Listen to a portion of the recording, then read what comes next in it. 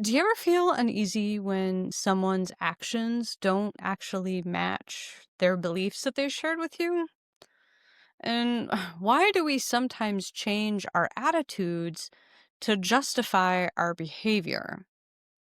Well, that uncomfortable tension is what we call cognitive dissonance.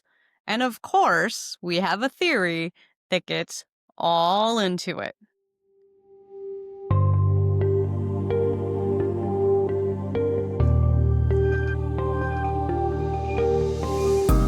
Welcome back to Communication Campus. I'm your host, Dr. Malynnda Stewart, and today we are exploring cognitive dissonance theory.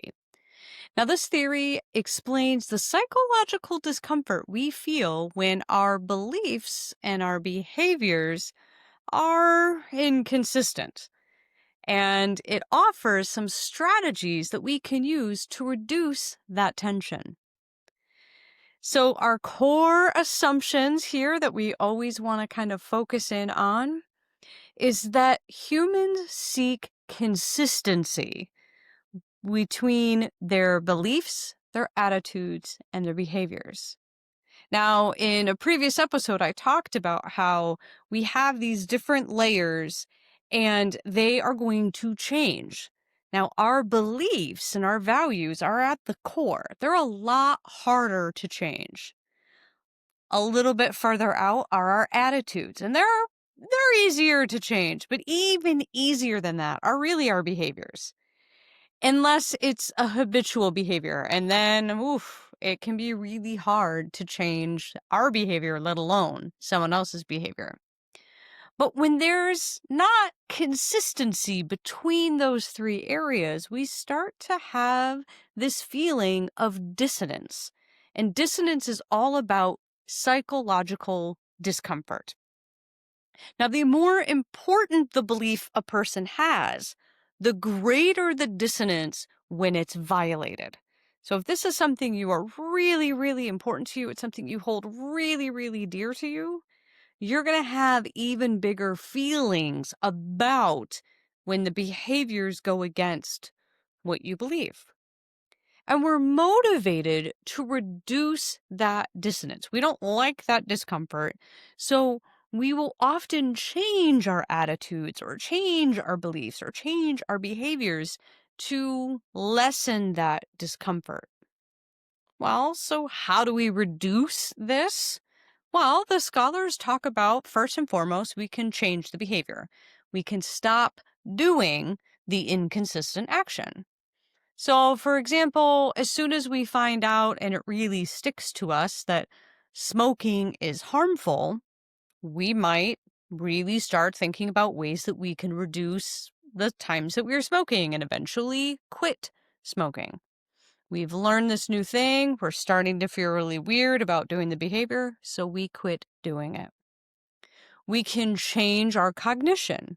In other words, we can change our attitudes and beliefs. We can reframe and adjust our thinking about that issue. So, for example, we can convince ourselves that smoking isn't that bad. I mean, look at my granddad. He smoked till he was 90. It was fine.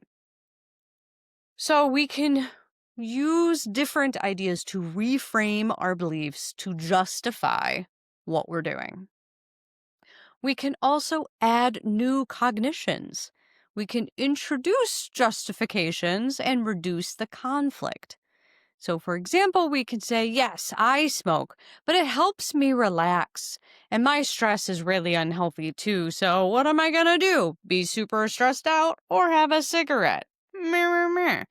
But really, this is just coming up with a justification. But we can add new ideas to help us process this through a little bit better.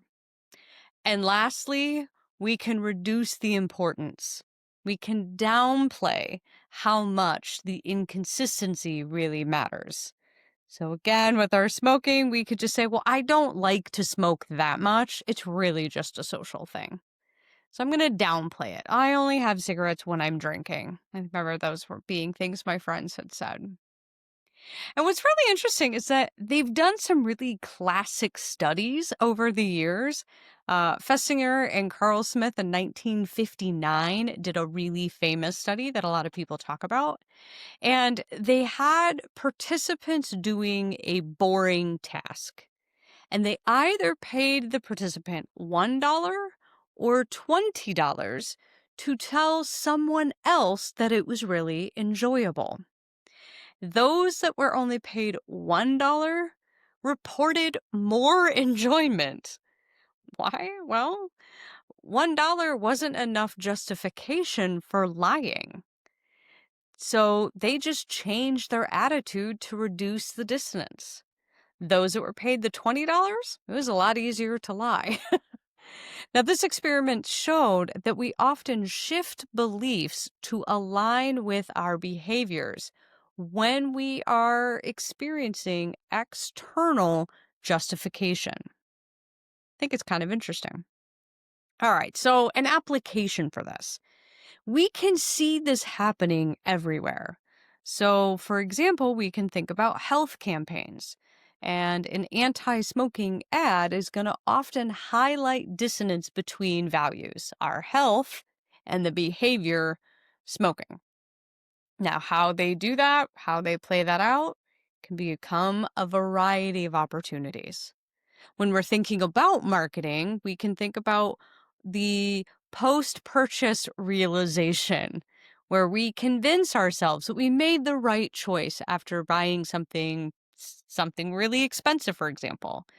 I remember when I bought my first camper, actually the only camper I've ever bought, but it was a toy. It was like, this is something really expensive and really extravagant. And I remember calling my dad saying, "Oh my gosh, did I just make a big mistake?" Because it was a big investment. He says, "How many times are you camping a year?" And at that time, it was around 10, 12 times. He goes, "Okay. And how many times do you plan to go next year?" It's going to be the same or more. And the next year, well, the same or more. He goes, "So you're going to use this multiple times for a number of years. Yes, this is a good investment. You've got the money, you have the ability. Yes, this is good."